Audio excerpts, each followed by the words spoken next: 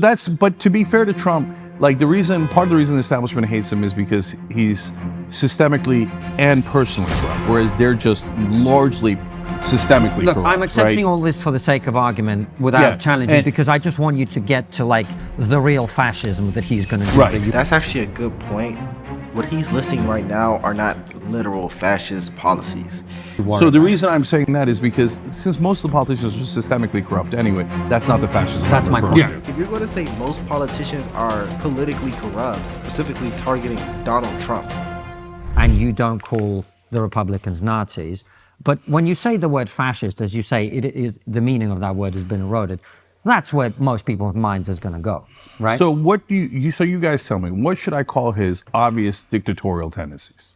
And his obvious over-the-top racism. You know what? Actually, this is a really great question, because what I'd love for you to do is, and this is a genuine question, I'm not trying to catch you out or anything like that. I genuinely am interested.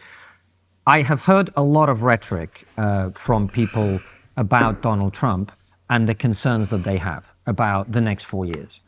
And, you know, people use words like fascist, dictatorial, etc. What do you fear over the next 4 years he is going to do that makes you say in the present moment that he's dictatorial, fascist? What is he going to do you think? Yeah. So again, so this is a debate on if Donald Trump is a fascist. That's what this debate is about. Obviously, you can see who's on what side and who's not on that side. So let's not waste any more time. Before we get too deep, what do you guys think about this debate topic? Let me know what side of the spectrum you're on. Let's get into it. I don't know that he's going to do it because there's countervailing forces. What do you fear? And I think the countervailing forces are super interesting, and we should talk about that. Yeah. And I'm really interested to see which way the right wing goes in this country under Trump. But the worst case scenario is he gets frazzled and feels challenged, and he falls back on what he always does, which is just protect his ego. And so he starts pilfering, and that's very much in his nature. Grab, take, because now there's no accountability. What are you going to do? Impeach him? What are you going to do? Arrest him? No accountability. There's no brakes in the car. So we're all at his mercy. Sorry to interrupt, but this is important for clarity. What do you mean by pilfering? He's going to be pilfering and pilfering. Okay, so easy examples, but there's a million of these.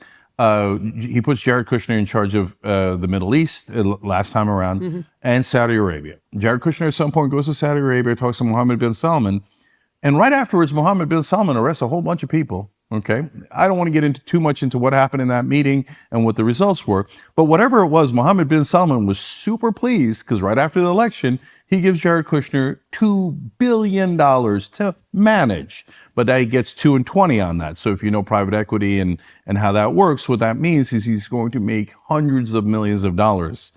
So if Hunter Biden got a $2 billion deal from the Saudis after Joe Biden left office, I was like, Hunter Biden's not a Ukrainian gas expert. That's nuts. Okay, and that was $5 million. So your fear number one is that his family will benefit financially from his president, and him will benefit financially. And his donors, most of all his donors. What else? Okay, so that's, but to be fair to Trump, part of the reason the establishment hates him is because he's systemically and personally corrupt, whereas they're just largely systemically corrupt. Look, I'm accepting all this for the sake of argument without challenging, because I just want you to get to the real fascism that he's going to do that you worry So the about. reason I'm saying that's actually a good point. What he's listing right now, and forgive me, I don't know his name. What he's listing right now are not literal fascist policies. And I think that's very important, because if you're having a debate and your main premise is that Donald Trump is a fascist, that's your stance, you need to point to some type of legislation, things that he's literally tried to put into place or put into place that say, okay, this guy is a fascist. You're just saying that, oh, you're just speaking kind of too general right now. I'm not saying he won't point to things. I'm just saying it's been about 3 minutes. I let him speak. I didn't pause it. I didn't interrupt at all. Just get to those things so we can see your argument. And that is because since most of the politicians are systemically corrupt anyway, that's not the fascism. That's my point. Yeah. So if you're going to say, see, this is what I'm saying. If you're going to say most politicians are politically corrupt, then why are you specifically targeting Donald Trump if most are politically corrupt after he asked you to list an example? Isn't that kind of weird? This kind of defeats the entire premise of your argument. I'm not even trying to be funny. I'm not even trying to be biased. That you just kind of contradicted yourself. So where's the fascism? So he says, I'm going to deport all the undocumented immigrants. So some people might say, yeah, good. Rip them out of their homes, 13, 15 million people, whatever it is. Oh, they're running a diner. They're beloved in their neighborhood. They married an American citizen. Whatever they did, I don't care. And, oh, their kids are American citizens. Rip them away from their babies and send them the goddamn back home. Now, that's a debatable point as to whether that's fascism. My guess is that if he starts doing it, and you start seeing people ripped out of their homes, that people are going to go, oh, that don't look good. I don't think he's going to do that. Yeah. Okay, we're going to find out. He might not. We're going to find out. But if okay? he was to, let's say, I think the more likely scenario, I don't know if you agree with Jeng, but I think it's possible that this is the more likely scenario, is he deports all the people who've committed a crime in this country, who are illegal immigrants, right? People not only came here illegally, but have committed a crime, and people who don't have American family and don't have dependents here. Let's say he was to deport all those people. Would that be fascism in your view? I don't even know if he deported all the undocumented immigrants, it would be fascism. I'm not even stipulating. Then, bro, you can't make this up. Where's the fascism then? Where is it? Where? I actually thought he would have some examples, at least one or two. He doesn't have any. Where? You can't list one example? Then why are you fighting this? And I'm not trying to be funny. You cannot make this up. Y'all are watching the same video I'm watching. He has not listed one example yet. Okay, so let's get to the fascism, though, because this is what I want to get to, right? And by the way, people who committed crimes should obviously be deported. Right. No Yeah, one we agree. disagrees with Correct. that. So then the thing that I'm concerned about is both him and the potential attorney general saying, if you're on a campus and you're protesting Trump, you're protesting Israel, you're protesting the oil companies, you're protesting something we don't like, arrest and deport you. Wait, what happened to cancel culture? I mean, arresting someone for protesting or voicing their speech is the most both cancel culture you could do. I mean, you're taking the guy's freedom away, right? Yeah, agreed. But deporting people that are American citizens, what the hell are you talking about? Yeah, you can't do that. But did he do any of that in his first term? So he didn't do that. Okay. But and that's why I say, guys, when he's running, he threatens to do total complete shutdown of Muslims. Yeah. He threatens to arrest and deport people, etc. But he didn't necessarily do it. So for example, they said lock her up, and then he got into office and he said, no, I'm not locking Hillary Clinton up.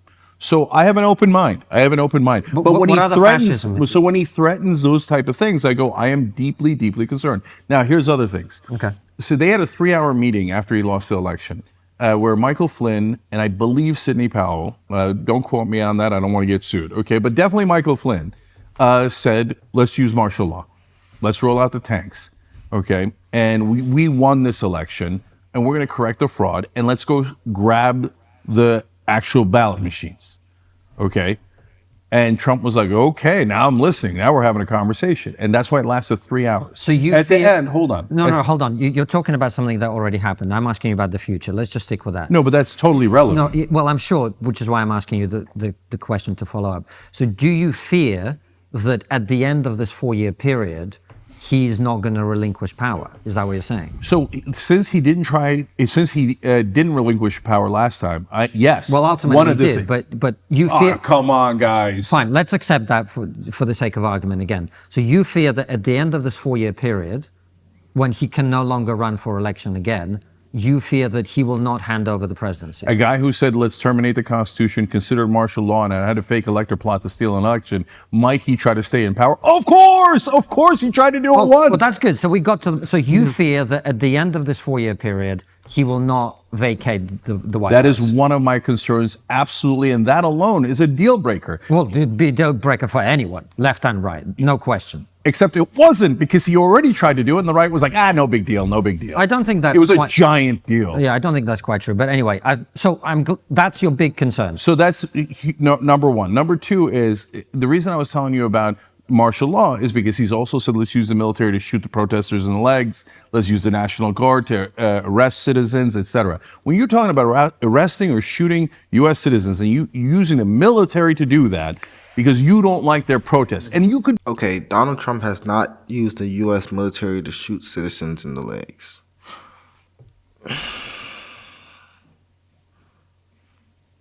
And I'm a little frustrated hearing this because...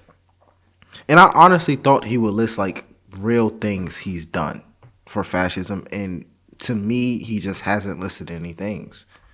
He really hasn't. It's like he just has a gripe with Trump, which a lot of people do. You're allowed to not like politicians. You're allowed to have different opinions relative to politicians. That's your right as an American citizen. But when you get on here and say things like he's a fascist and you're not able to provide any type of facts to back it up or any policies, because sometimes we forget we're talking about politicians. Why do we never bring up any policies? It's kind of insane. It just makes it hard to trust. Be livid about their protests. It doesn't matter. Sure, it's we have a un-American. right to protest. Of course. And when he says that, and he has definitively said that and said it on the record, if you go and do that, now that there are no brakes in the car, and there is no General Milley, and there is no General Kelly, and they're not going to be able to stop him. If he does that, do you guys agree that would be fascism? Well, of course. Yeah. So, Okay, so good. your great concerns are just, so Yep. to replay it for people, and then I'll hand over to Francis, are number one, at the end of the 4-year term that he currently has, he's not going to hand over the presidency, number one. And number two, he is going to be deeply un-American about the way he handles free speech and the right to protest and the right to free assembly. In other words, he will take protesters and strip them of citizenship. He will have the army shoot them. He will imprison people for turning up on a college campus and burning an American flag, let's say.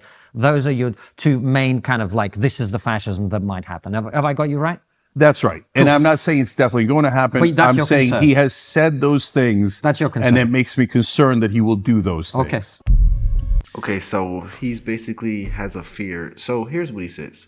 He says he's a fascist, but then when he's asked why is he a fascist, he says he's a fascist because he has a fear that Donald Trump may do something in the future that has not yet happened, or does he have any proof that it will happen? You really can't make this type of thing up, but here we are. Let me know what you guys think about this. My name is Jojo.